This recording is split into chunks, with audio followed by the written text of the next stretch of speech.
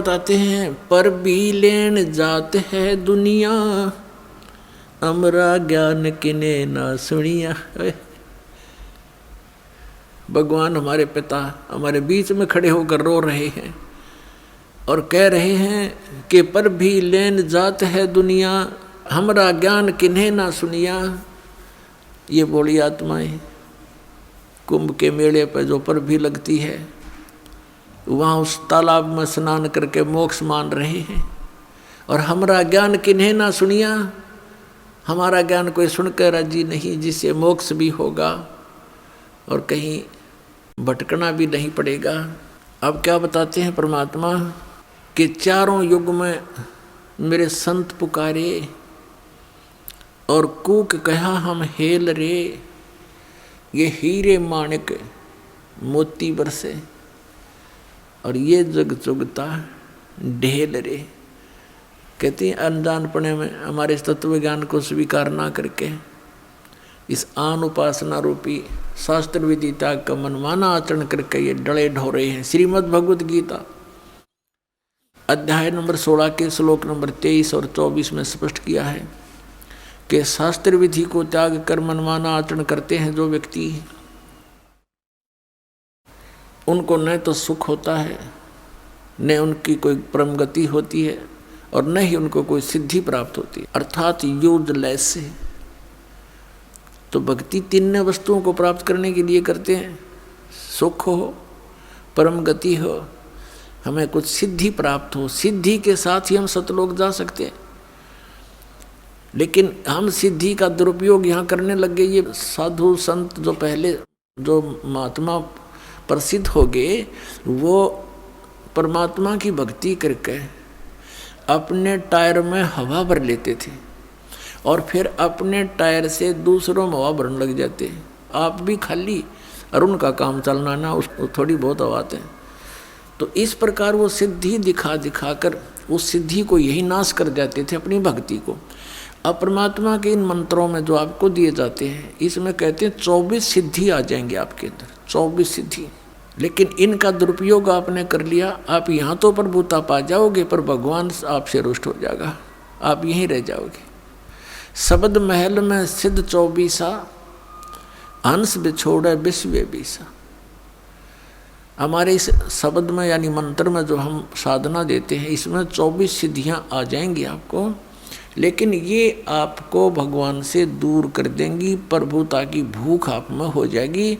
आपके वचन से किसी का थोड़ा बहुत काम ठीक हो जाएगा, कार्य सिद्ध हो जाएगा, आपकी पूजा शुरू हो जाएगी और दोनों काल के जाल में अपनी ट्यूब से दूसरे में हवा भर के आप कितने सुखी कर सकते हो? नहीं कर सकते। तो इसी प्रकार उसको स्वयं ही विधि बताओ कि आप भी जाइए और वहाँ पंप लगा है, हवा भरवा लियो।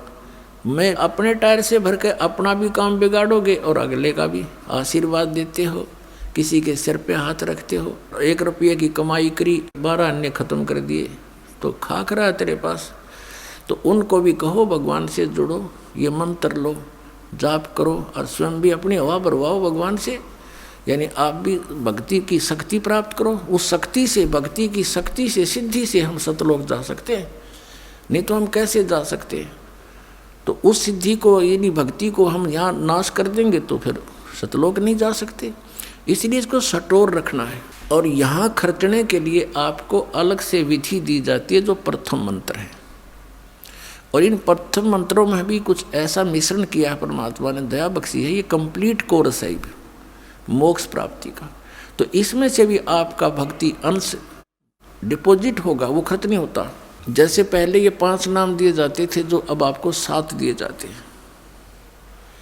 तो इन 7 नामों के जाप से यदि उपदेश लेकर भी कोई व्यक्ति मृत्यु को प्राप्त हो जाता है, सतनाम उसको प्राप्त नहीं हो पाता है, तो भी उस व्यक्ति को तुरंत मनुष्य जीवन मिलेगा, गारंटीड बात है।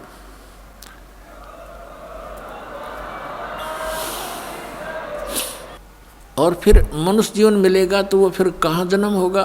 भगत के घर पे है, और 10 महीने में माँ की गोदी में यहीं आ लेगा और फिर स्टार्ट से ही हो जाएगी भक्ति, प्रारंभ पार हो जाएगा। और पहले केवल 5 नाम दिए जाते थे, बीच के 5 नाम, ये निरंकार ओंकार ये नहीं, ये 3 नाम ये भी नहीं, अकाल मूर्त सबद स्वरूपी राम सतपुरुष ये भी नहीं, यूजलेस है, ये बनावटी बातें सारी, कृत्रिम है ये सारे। वो 5 नाम जो आपको दिए जाते हैं ये 5 नाम थे। फिर काल के दूतों ने कबीर पंथ में भी ये नाश कर दिए, इस भय से कि लोग ये कहेंगे तुम बात करते हो सतपुरुष की और नाम देते हो देवताओं के, मंत्र बताते देवताओं के। अब वहाँ काल ने उनकी बुद्धि स्लप कर दी, वो मंत्र त्याग और ही बकवाद के मंत्र शुरू कर दिए, अजर नाम, अमर नाम, पातल्य सब सिंधु नाम, यही तो हंस का काम, इस तरह के मंत्र शुरू कर दिए अपनी चतुरता दिखा करके। तो इस मंत्र के अंदर जो 7 मंत्रों में 2 मंत्र हैं, ये धनी के मंत्र हैं, सतपुरुष के। ये आपकी कमाई जबरदस्त बनती है इनसे भी, और ये कमाई आपको पुनर्जन्म दिला देती है, क्योंकि यहाँ नाम लेने के बाद लाभ से वंचित वही व्यक्ति रह सकता जिसको इस कबीर परमेश्वर पर विश्वास नहीं होगा। नाम भी ले लेता है क्योंकि वो दुखी है और किसी कष्ट में है, लेकिन यहाँ से जाने के बाद भ्रमित करने वाले आपको हजारों मिलेंगे, तो अवश्य आपके मन में कुछ ना कुछ हीन भावना आ जाती है, अविश्वास बन जाता है। और काल यही चाहता है कि इस प्राणी का विश्वास दृढ़ ना हो उस कबीर भगवान पे।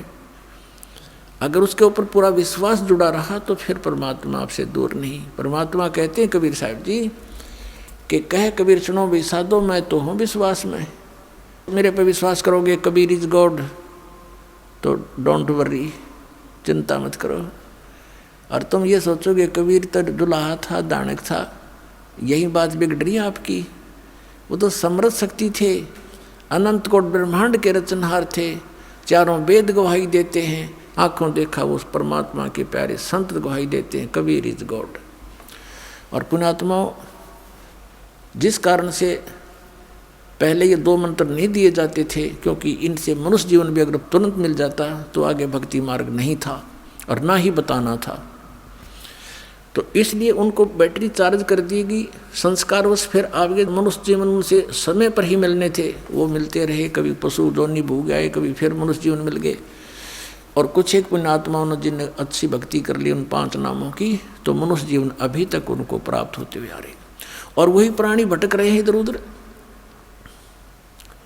इन संतों के वही फंस गए जो पहले कबीर भगवान के साथ रहा करते थे, उनके द्वारा चार्ज थे। आज उनके पिछले पुण्य खूब हैं, अच्छी उनकी पोस्ट भी है, उनके गर्दन भी है, संतान भी है, लेकिन भगवान की पैदल चाह भी है। उस इच्छा अनुसार वो फंस गए उन नकलियाँ के, और 20-20 साल हो गया, अब उनको पता चलता रो रहे हैं हमने 30 साल बर्बाद कर दिए, हमने 20 वर्ष खो दिए, क्योंकि ज्ञान आधार से निर्णय होता है। अब उनका जो पूर्व जन्म की पुण्य थे वो नष्ट हुए, अब आपदाओं का दौर शुरू हो गया, वहाँ कोई समाधान हो नहीं रहा, फिर भटकने लगे इधर उधर, कोई मंदिर में, कोई कहीं पर, कोई किसी स्थान पर, कोई पत्थरों में, कोई कहीं पहाड़ों पर, के भी फिर अन्य नकली संतों के पास गए, सब एक जैसे पाए। अंत में ये प्राणी नास्तिक हो जाता है, और काल यही चाहता है कि भगवान से दूर हट जा, बस फिर ये निश्चिंत हो जाता है। जैसे महात्मा बुद्ध को भेजा, उस पुण्यात्मा को स्वयं नहीं पता था कि तू क्या करने जा रहा है। उसके पूर्व जन्म की कमाई के अनुसार उसके अंदर बहुत सी वचन शक्ति थी, लोगों पर प्रभाव पड़ता था, लाखों की संख्या में उनके अनुयायी बन गए। उनके द्वारा बताई गई वे ऑफ वर्शिप से, पूजा की विधि से किसी को परमात्मा का आध्यात्मिक लाभ प्राप्त नहीं हुआ, तो आध्यात्मिक लाभ प्राप्त न होने से फिर वो नास्तिक हो गए, भगवान है ही नहीं कहीं। जैसे पूरा चीन नास्तिक हो गया, पूरा रूस नास्तिक हो गया, तो ऐसे इन काल के भेजे हुए दूतों के कारण ये सारी बात बिगड़ गई। और काल यही चाहता है कि सब नास्तिक हो जा, भगवान की इच्छा ही छोड़ दे। अभी यही दशा राधा स्वामी और धन धन सदगुरु सच्चा सौदा सिरसार जगमालवाड़ी, दिल्ली के ठाकुर जी, ये जय गुरुदेव के दनौद वाला जो ताराचंद, ये सब एक कुएं के पानी हैं। ऐसे ही आसाराम और ये सुधांशु जी, ये सब नकली नाम देते हैं, काल के दूत हैं ये। और ये सतपाल जी महाराज हंसा देश वाले, यो बाल योगेश्वर को अमेरिका तीन मूर्ख बना रहा, ये सब काल के दूत हैं, इनको कख नहीं पता। ये ढोल के डंके बदास कहता है, और ये बोलते नहीं, उत्तर दें जनता को। बर्बाद किए बैठी है। तो इनसे सब नास्तिक हो जाएंगे कुछ दिनों में। अगर ये अब ये सत भक्ति प्रारंभ नहीं होती तो ये सब नास्तिक हो जाते और 20, 30, 50 वर्ष के अंदर। कहते भगवान कहीं नहीं है, गुटी लाओ, बकवाद करो, मांस खाओ, चोरी करो, डाके मारो, अपने अन्य तरीके से धनी बनने की कुचेष्टा करने लग जाते हैं। और ये काल भगवान यही चाहता है कि ये किसी प्रकार उस मालिक से दूर हो जाए। अब दयालु है परमात्मा, कैसी दया बख्शते हैं।